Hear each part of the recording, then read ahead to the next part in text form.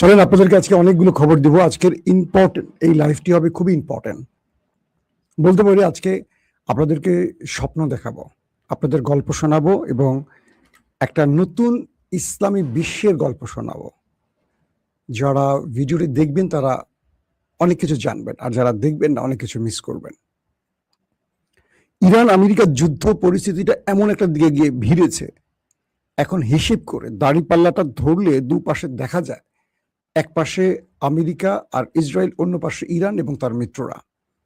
কিন্তু আমেরিকার পাল্লাটা হালকা হচ্ছে আস্তে আস্তে। সবচেয়ে বড় যে মেসেজ কাল রাতে আমি আপনাদের লাইভে বলেছিলাম, সৌদি আরব ইরানকে প্রস্তাব দিয়েছে একটি চুক্তির জন্য, নন এগ্রেশন প্যাক, অর্থাৎ কেউ কাউকে হামলা করবে না, কোনো এগ্রেশন চলবে না তাদের মধ্যে। আর এই চুক্তিটির গভীরে অনেক তথ্য পাওয়া যাচ্ছে। আমি কিছু আরাবিয়ান সোর্সকে কাল রাত থেকে ডিল করলাম। আমার কিছু আন্তর্জাতিক সাংবাদিক বন্ধুরা রয়েছেন যারা বিভিন্ন দেশে কাজ করেন, তাদের সাথে আমি কালকে অনেক রাত পর্যন্ত এটা নিয়ে আলোচনা করেছি যে সৌদি আরবের এই আলোচনাটা ইরানের প্রাপ্তি কি, ইরান কিভাবে এটাকে ডিল করবে বা হ্যান্ডেল করবে, এখানে আমেরিকা ইসরায়েলের আগামীর ভবিষ্যৎ কি হতে পারে, সবগুলো বিষয়ে আমি তাদের সাথে আলোচনা করে যে তথ্যগুলো পেয়েছি আমি আমার লাইভে আজকে সেগুলো আপনাদের জানাবো। আমি শুরুতে একটি কথা বলি, যারা আমার ভিডিওগুলো একদম ফুল কপি করে তাদের চ্যানেলে আপলোড করেন এবং আমার ছবি ব্যবহার করছেন তাদের চ্যানেলে, একদম আমার নামে আমার ছবি দিয়ে, এটা প্রতারণা। আমি বলছি যে আমার ভিডিও আপনারা যদি কখনো প্রয়োজনে কেটে ব্যবহার করেন বা আরো অনেকের ভিডিও আপনারা নিয়ে ব্যবহার করেন, সেটা আমার কাছে কখনো আপত্তি না, কিন্তু আমার পুরো ভিডিওটা হয়তো ব্যাকগ্রাউন্ড চেঞ্জ করে দিয়ে ক্রমা করে বা বিভিন্নভাবে আপনারা বসান, আবার চ্যানেলটার নামই হয় আমার নামে, চ্যানেলটা হয় আমার ছবি দিয়ে, এটা কি প্রতারণা নয়? এই করে প্রায় 25টি চ্যানেলকে ইতিমধ্যে স্ট্রাইক দিয়ে বন্ধ করেছে আমার অ্যাডমিন টিম। অনেকের দাঁড়িয়ে যাওয়া চ্যানেল, আমার খুব খারাপ লাগে এই কথাটা বলতে, যে আপনারা যদি সোশ্যাল মিডিয়াতে কিছু করে চলতে চান, খেতে চান, এখানে আমার আসলে নিজস্ব কোনো আপনাদের বাধা দেওয়ার কিছু নাই, প্রতারণা করবেন না। আমার অ্যাডমিন টিম খুঁজে খুঁজে এই লোকগুলোকে বের করছে, তাদের ইউটিউব এবং ফেসবুকে চ্যানেলগুলো স্ট্রাইকের মধ্যে ফেলছে একটার পর একটা। পরবর্তী তারা যোগাযোগ করছেন, ভাই আমাকে এই যাত্রা ছেড়ে দেন, এটা করেন ওটা করেন। বারবার সতর্ক করার পর যারা কাজটা করছে না তাদের জন্য বলছি, সিরিজে আপনাদের চ্যানেলগুলো হারাবে। এখন 25টা চ্যানেল নিখোঁজ হয়ে গেছে মনে করেন, এই কাজটা করবেন না। কারণ মানুষ আমাকে প্রশ্ন করে, ভাই আপনার চ্যানেল কয়টা? আমি কজনের চ্যানেলের খবর জানি বলেন? আমি তো নিজের কাজ করি, উপায় পাই না। দর্শক, যে বিষয়টি আসছে সেটি হলো, সৌদি আরব ইরানকে এই প্রস্তাবটি দেওয়ার কয়েকটি লক্ষণ আছে, কারণ আছে। ট্রাম্প চীনে বৈঠক করছেন, ইরান চলে গেছে পাকিস্তানে, ভারতে ব্রিক্সের বৈঠক। ইরানের পররাষ্ট্রমন্ত্রী আব্বাস আরাকচি বলছেন ইরান কাউকে সামরিক ভাষায় জবাব দিতে পছন্দ করে না। ইরান চায় সবার সাথে মিত্রতা, বন্ধুত্ব, কিন্তু ইরানের উপর কেউ আগ্রাসন চালালে বা ইরানের উপর কেউ হামলা করলে ইরান তার ঐতিহাসিক ভূমিকা পালন করে। অর্থাৎ 5 থেকে 6,000 বছরের ইরানের যে ইতিহাস, সেই ইতিহাস বলে ইরান সামরিক ক্ষেত্রে কাউকে ছাড় দেয় না, তাতে যা হয় হোক। এবং সেটি 2026-এ এসে আমরা দেখলাম ইরান আমেরিকাকে এবং ইসরায়েলকে কি ভাষায় জবাব দিয়েছে। এখন পর্যন্ত আমেরিকার কাছে সামান্য নতি স্বীকার করেনি, যে দেশটির সুপ্রিম সব লিডার মারা গেছে, একদম মধ্যবর্তী কমান্ডাররা, নেতারা রাষ্ট্রকে ধরে রেখেছে আমেরিকার বিরুদ্ধে। সৌদি আরব, আরব আমিরাত গোপনে ইরানে হামলা করেছে, সেই তথ্য ইরান জেনে গেছে। সৌদি এটার জন্য ইরানের সাথে মধ্যস্থতা করে একটি সমাধানের পথ খুঁজেছে এবং সেটার পথ খুলে দিয়েছে পাকিস্তান। সৌদি আরব পাকিস্তানের সাথে অনেকগুলো বিষয় আলোচনা করেছে ইরানকে বোঝাবার জন্য। সৌদি আরব বলছে তারা ইরানের সাথে একটি চুক্তি করতে চায়, সেটি হবে নন এগ্রেশন প্যাক, একে অপরকে আর আক্রমণ করবে না।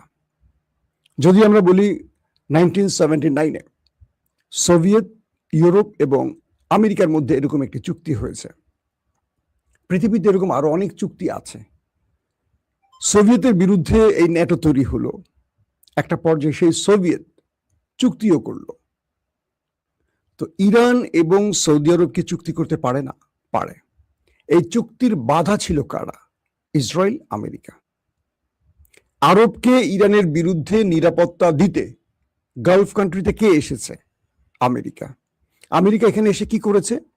পেট্রো ডলার কামাই করেছে, আর আরবের কাছে প্রচুর অস্ত্র বিক্রি করেছে। আমেরিকার অর্থনীতির একটি ধাপ হলো অস্ত্র ব্যবসা। আমেরিকা বিভিন্ন দেশকে চাপে ফেলে, হুমকি দেয়, নিজেরাই বিপদে ফেলে, নিজেরাই বিভিন্ন রকম তথ্য দিয়ে হুমকি টুমকি দেখিয়ে বলে তুমি নিরাপত্তাহীনতায় আছো, অস্ত্র কেন। এবং আমেরিকা সেখানে অস্ত্র বিক্রি করে, আবার বহু দেশে যুদ্ধ ছড়িয়ে দিয়ে অস্ত্র বিক্রি করে, এটা সবাই জানেন। আরবদের বোঝালো ইরান তোমাদের জন্য থ্রেট। যেমন কুয়েত যখন দখল করেছিল ইরাক, সাদ্দাম হোসেন, তারপর এই যুদ্ধটা বাঁধালো কারা? এই আমেরিকারা, বুশেরা বাঁধিয়ে বোঝালো ইরাক যেভাবে কুয়েত দখল করেছে, ইরান প্রস্তুতি নিচ্ছে তোমাদের দখলের জন্য। প্রথমে ইরাককে যুদ্ধে নামালো আমেরিকা। এক মার্কিন সাংবাদিকের ইন্টারভিউ আপনারা দেখেছেন, এটা অনেক আগের কথা। তারপর ইরাককে যুদ্ধে নামালো কে? আমেরিকা। এরপর আস্তে করে মইটা কেড়ে নিল আমেরিকা, নিয়ে আরবদের কাছে গিয়ে আমেরিকা কি বলল? দেখো ইরাক বা সাদ্দাম কিভাবে কুয়েত দখল করে ফেললো এক রাতের অন্ধকারে, এরপর তোমাদের দখল করে ফেলবে ইরান, ইরাক বা ইরান প্রস্তুতি নিচ্ছে। তারপর সে যুদ্ধে জড়ালো কে? আমেরিকা। পুরো আরব, বাংলাদেশে জড়ালো সে যুদ্ধে। আমেরিকার নেতৃত্বে পুরো মুসলিম দেশগুলো আসলো, একটা লড়াই হলো, ইরাক পরাজিত হয়ে আবার ভেগে চলে গেল ইরাক কুয়েত ছেড়ে। এই হিস্ট্রি তো সবাই জানেন। এরপর আরবকে একে একে করে ট্যাবলেট খাওয়ালো মার্কিন যুক্তরাষ্ট্র, যে তোমাদের জন্য শুধু ইরাক নয়, আরো বড় হুমকি হবে ইরান। তাহলে কি করতে হবে? তোমরা আমাদের ঘাঁটি দাও। প্রথম সৌদির বাদশারা কেউ আমেরিকাকে ঘাঁটি দিল না, একে একে করে যারাই আসছেন কেউ ঘাঁটি দিল না আমেরিকাকে। কিন্তু শেষে এক দুর্বল আরবের বাদশাহ, যিনি পশ্চিমা ধাঁচের, তিনি দিয়ে দিলেন সেই ঘাঁটি। ধারণা করছি তার নাম আজিজ হতে পারে। এর আগে ফয়সালের কাছে চাওয়া হয়েছে, ফয়সাল দেয়নি। তো এর পরবর্তী এই আরবে বসে আরবের তেল চুষছে, আরবের কাছে অর্থ বিক্রি করছে, এবং আরবের টাকায় আমেরিকা তরতর করে তার অর্থনীতি উপরে উঠালো। এই হলো ধরেন সূত্রের একটা গল্প। ইরান আরবকে বোঝাচ্ছে যে তোমার জন্য আমি থ্রেট না, কিন্তু আরব বিশ্বাস করছে না। তো এই যুদ্ধের পর ইরান যখন আরবের বা গালফ কান্ট্রিতে ব্যাপক ধোলাই চালালো এবং আমেরিকার 16টা সেনা ঘাঁটিকে তছনছ করে দিল, তখন আরব দেখলো, হায় আমি কাকে আমার দেশে এত টাকা দিয়ে পুষছিলাম, যারা আমাকে নিরাপত্তা দিবে, কি নিজের নিরাপত্তা দিতে পারছে না। যখন তারা জানলো আমেরিকা ইরানের ধোলাইতে ব্যাপক ক্ষতির মুখে পড়েছে, এবং ইরান যেভাবে এতগুলো দেশকে একসাথে টার্গেট করছে, 10 থেকে 12টা দেশকে ঘুরে ঘুরে টার্গেট করে একটা দেশ মারছে, আমেরিকা, ইসরায়েল এবং গালফের দেশগুলো, তখন আরব বুঝতে পারছে যে তাদেরকে একটা ফেক নিরাপত্তা দিয়ে রেখেছিল আমেরিকা। এরপর তারা পাকিস্তানে শরণাপন্ন হয়। এই প্রস্তাবগুলো আসে। প্রথমে তারা গোপনে হিটও করে এই আরব, সৌদি আরব এবং আরব আমিরাত। একটা পর্যায়ে পাকিস্তানের মধ্যস্থতায় ইরানের কাছে প্রস্তাব আসে, ইরান এই প্রস্তাব অ্যাকসেপ্ট করে। ইরান এই অপেক্ষাটায় ছিল। ইরান সৌদিকে দুটো শর্ত দিয়েছে। এক, তোমার সাথে আমার নিরাপত্তা চুক্তি হবে, কিন্তু তোমার দেশ ব্যবহার করে আমার দেশে যেন কেউ হামলা করতে না পারে, নাম্বার ওয়ান। এখন তোমাকে আরেকটা চুক্তি মনে রাখতে হবে, তুমি তো আমার ভয়ে আমেরিকাকে ঘাঁটি দিয়েছো তোমার দেশে, তাই তো? আমার সাথে তোমার চুক্তি হয়ে গেলে আমেরিকার কি কোনো প্রয়োজন আছে? খেয়াল করেন, আমার সাথে যদি তোমার চুক্তি হয়ে যায় যে তোমাকে আমি আক্রমণ করবো না, তুমি আমাকে আক্রমণ করবে না, তো এই চুক্তিটা হয়ে গেলে তোমার দেশে আমেরিকা থাকবে কেন? বিদায় করো আমেরিকাকে। বলা হচ্ছে সৌদির সাথে এই চুক্তির মধ্যে কাতার, কুয়েত জড়াবে, অর্থাৎ তারাও আসবে আস্তে আস্তে, আরব আমিরাত ছাড়া। আরব আমিরাত হয়তো শেষের দিকে আসবে, যখন একা হয়ে পড়বে।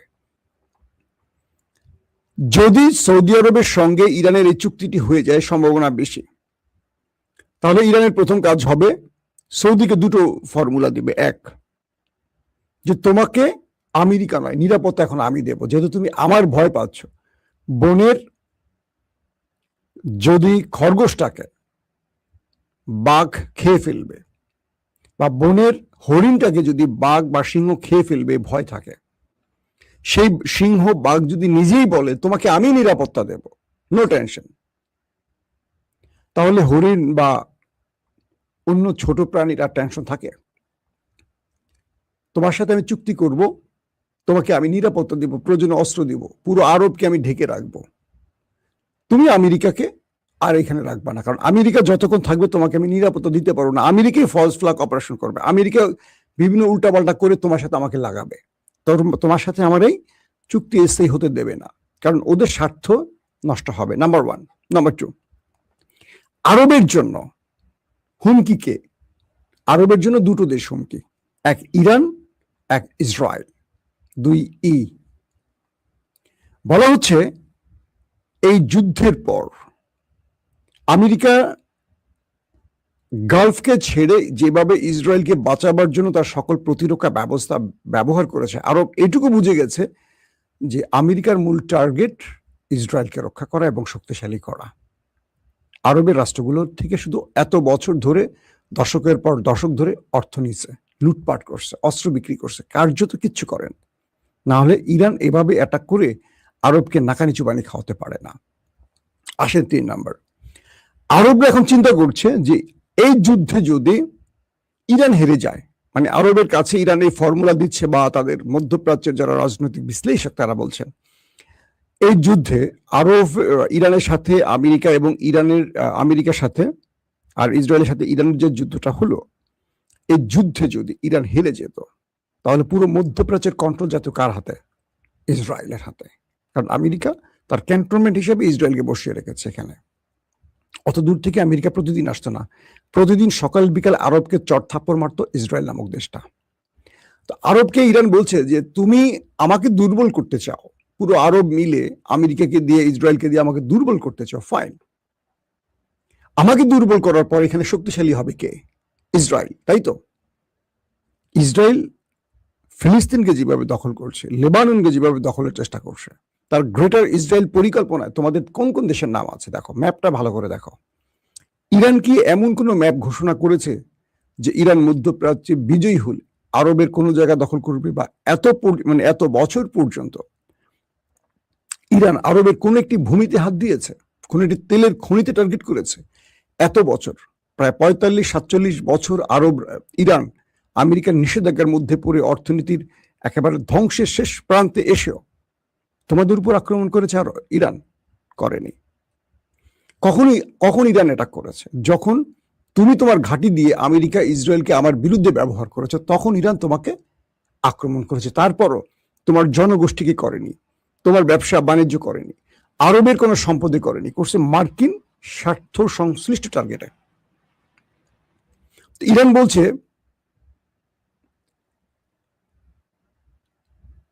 আপনার ভিডিও অন্য চ্যানেল দেখা যায়, খুবই দুঃখজনক। জি ভাই, এটাই বলছি, ফেক চ্যানেল হয়ে গেছে অনেকগুলো।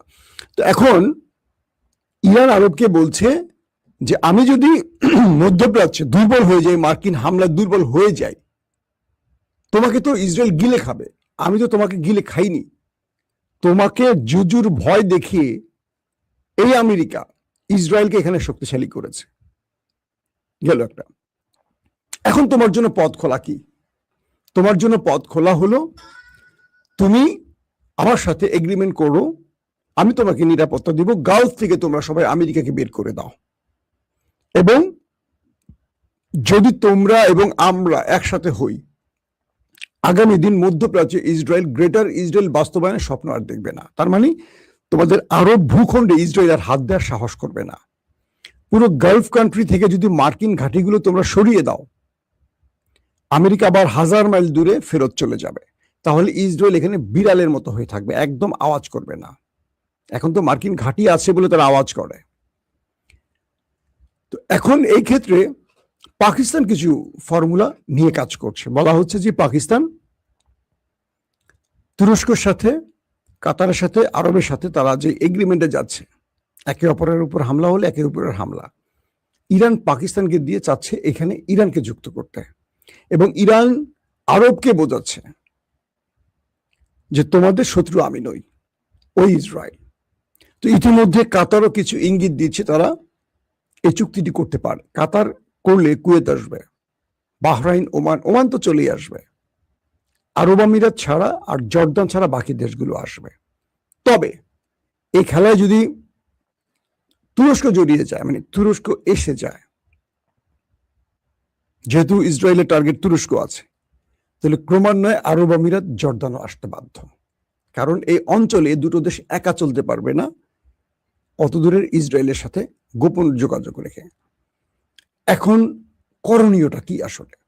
আমেরিকা যদি গালফ থেকে বিদায় নেয়, ইসরায়েল বিড়াল, আমেরিকা মরণ। কি বলে ইরান এখানকার সুপার পাওয়ার, এবং এই যুদ্ধে ইরানের সম্ভাবনা বেশি, এখন তারা জয়ের পথে আছে।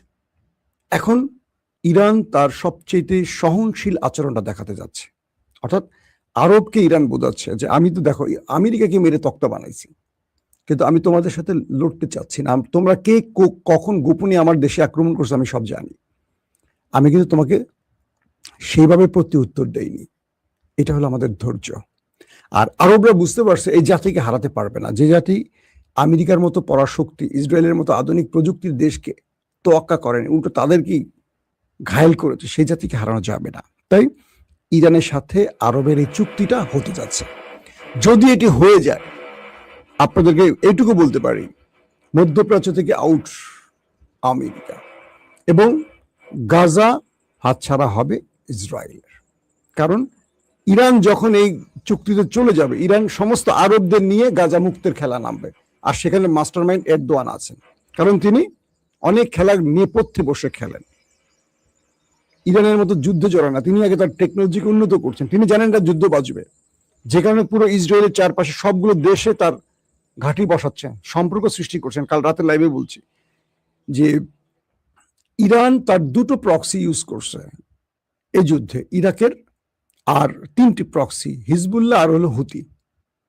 কিন্তু আমেরিকা, কিন্তু তুরস্ক তার প্রক্সি না, সরাসরি সেনা ঘাঁটি তৈরি করছে সিরিয়াতে, লেবাননে, লিবিয়াতে, সুদানে, সোমালিয়া। খেয়াল করেন মিশরের সাথে সম্পর্ক উন্নয়ন, অর্থাৎ ইসরায়েলের পুরো আশপাশটা তার কন্ট্রোলে নেওয়ার চেষ্টা করছে, যাতে করে আগামী দিন এই জাল থেকেই প্রক্সি না, নিজের সেনাবাহিনীকে ব্যবহার করতে পারেন তুরস্ক। এখন তুরস্ক এবং ইরানের মধ্যে যে দূরত্বগুলো আছে এগুলো গোছাতে হবে। এটারও ভূমিকা পালন করতে পারে পাকিস্তান, কারণ পাকিস্তানের সাথে তুরস্কের সবচেয়ে ভালো সম্পর্ক। আসিম মনি যেহেতু একজন ফিল্ড মার্শাল বা সেনাবাহিনীর লোক, পলিটিশিয়ান না, তিনি সেনাবাহিনীর ভাষাটা বোঝেন। এক্ষেত্রে তার সমস্ত পাপ মুছে যাবে তিনি যদি মুসলিম বিশ্বের ঐক্যতা তৈরি করে দিতে পারেন। এখন আপনারা বলেন, আগামী দিনে সৌদি ইরানের এই চুক্তিটি মধ্যপ্রাচ্যে আমাদের আলোর রশ্মি দেখাবে, নাকি শেষ পর্যন্ত ইসরায়েল আবারও সেটাকে ভেস্তে দেবে? কারণ এই চুক্তি কখনো আমেরিকা ইসরায়েল হতে দেবে না। আর এটি যদি ইরান করে নিতে পারে, তাহলে আমেরিকা ইসরায়েলের মধ্যপ্রাচ্য থেকে টাটা বাই বাই। প্রত্যেকে ভালো থাকবেন। আল্লাহ হাফিজ।